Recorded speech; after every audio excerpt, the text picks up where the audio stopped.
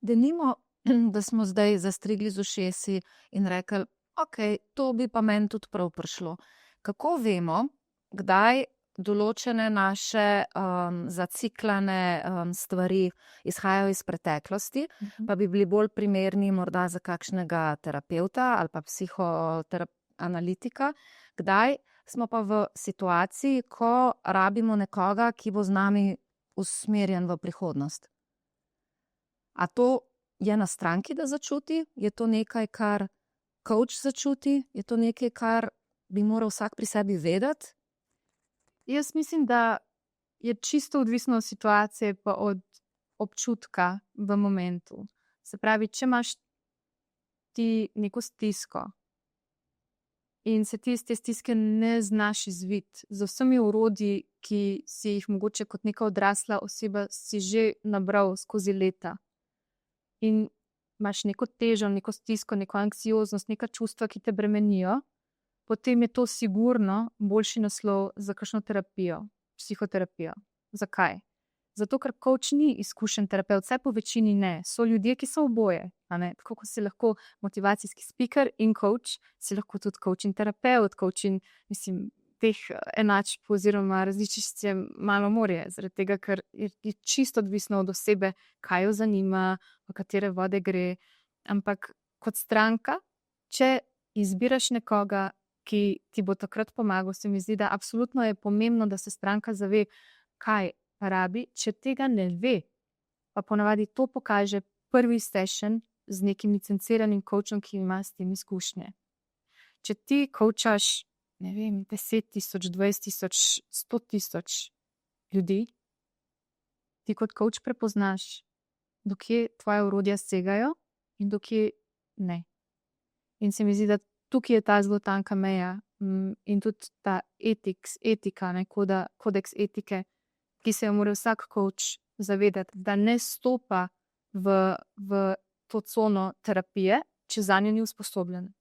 Enako motivacijski govorci, če niso sposobljeni za coaching, da so transparentni, da ne stopajo tja. Se pravi, pomagaš po svojih najboljših močeh, ampak potem napotiš k strokovnjaku za drugo področje. To se mi zdi, da je ena taka zelo pomembna diferenciacija. Kaj se ti pa zdi, da je razlog, da je coaching v zadnjem obdobju postal tako zelo popularen? Ker na trenutke se zdi, kot da je to statusni simbol, tako kot nova prestižna torbica ali pa kot članstvo v neki prestižni organizaciji. Jaz imam coacha, in ker slišim glasove mojih prijateljev, ki bojo zdaj to poslušali, a zdaj pa prav vsak rabi coacha. Kaj misliš, da je tisto, zaradi česar vse več ljudi prepoznava, da je to nekaj, kar koristi? Jaz bi si želela v resnici, da bi coaching bil še bolj splošno poznan, oziroma da bi postal kot neka nova realnost, stvar, na katero si ponosen. Prehajamo zdaj tudi v fazo, kjer so ljudje ponosni, da imajo terapeuta. Včasih je to bil tabu, če imaš terapeuta, nekaj ni v redu s tabo, ne?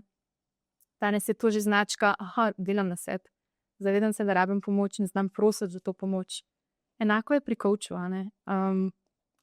včasih je bilo rečeno, da če imaš coacha ali pa mentorja, da se daš v nek podrejen položaj, da ne veš vsega, in iz tistega nekega ego ozadja je to bilo mišljeno kot nekaj, kar so ljudje skrivali.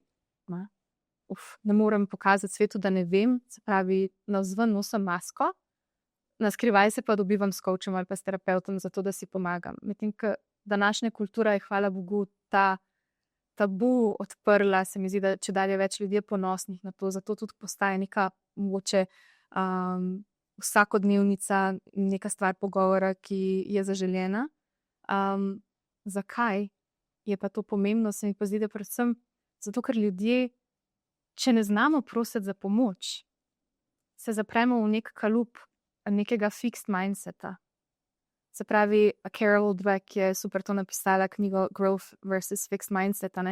Če ti nekdo reče, se zakaj pa rabiš coacha, se že vse znaš. To v bistvu zelo dobro kaže na neko usmerjenost neke fiksne mentalitete v smislu, to sem prišel, super sem, nič več ne rabim, zakaj, kdo mi pa lahko še kaj novega pove ali pa pokaže.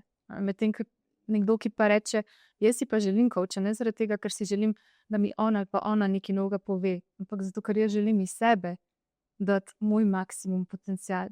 Mogoče želim transformirati določene dele sebe, svojega karakterja, svoje osebnosti, ki me držijo nazaj.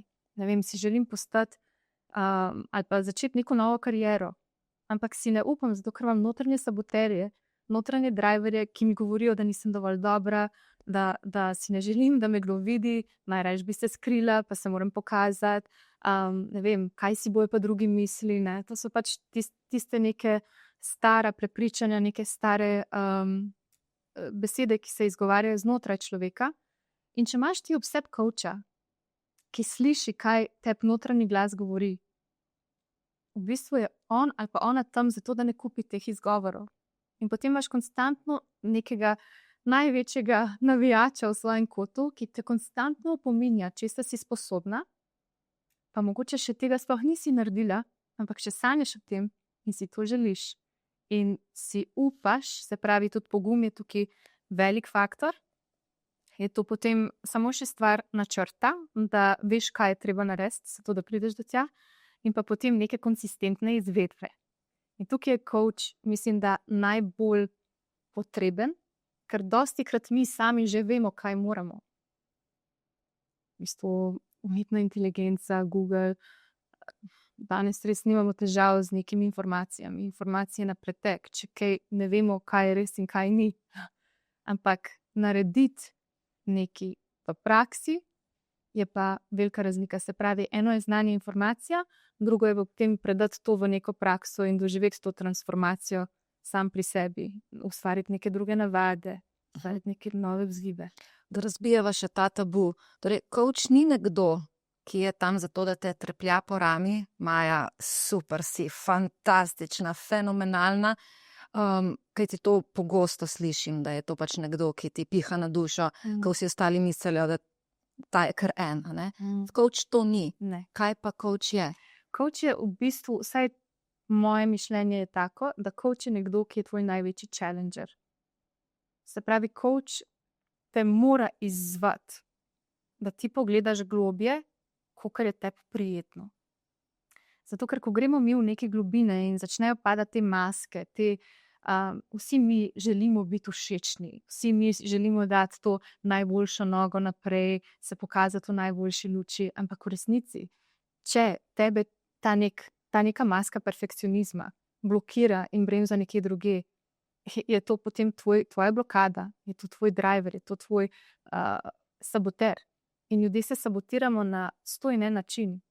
In coach je ravno zato tam, da takoj kot objektivna oseba opazi, aha, kdo je zdaj prišel na plan, ne? Kdo se z mano pogovarja, kaj ti ta oseba govori, ta del tebe, da ne bo pomote, vsi saboteri so del nas, niso slabi, v bistvu so bili nujen del potreben za naše preživetje.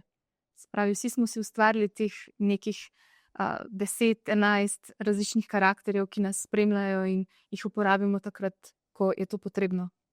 Ampak mislim, da coach je nekdo, ki ne kupi, preprosto ne kupi tvojih izgovorov in dlje časa, kot delaš z nekom, ki te dobro pozna, lažje je tej osebi prepoznati v bistvu te vzorce, ki prihajajo iz stranke.